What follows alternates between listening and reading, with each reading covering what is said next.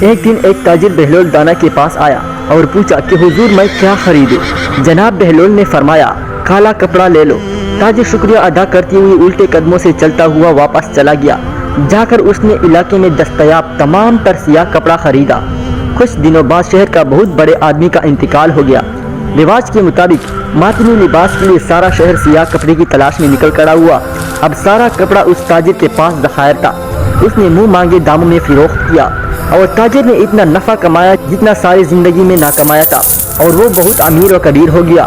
کچھ عرصے بعد وہ گھوڑے پر سوار کہیں سے گزر رہا تھا تو جناب بہلول وہاں تشریف رکھے ہوئے تھے۔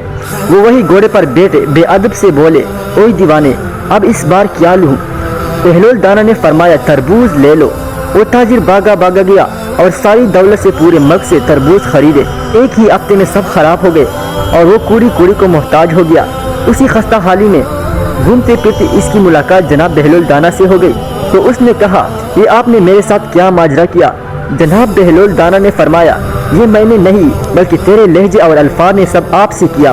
جب پہلی بار تم نے ادب سے پوچھا تھا تو مالا مال ہو گیا، اور جب تم نے گستاخی کی تو کنگال ہو گئے۔ پیارے دوستو، اگر آپ نے ابھی تک ہمارے چینل کو سبسکرائب نہیں کیا تو پلیز ہمارے چینل کو سبسکرائب کریں۔ ہم لائیں گے ایسی بہترین کہانیاں۔ شکریہ۔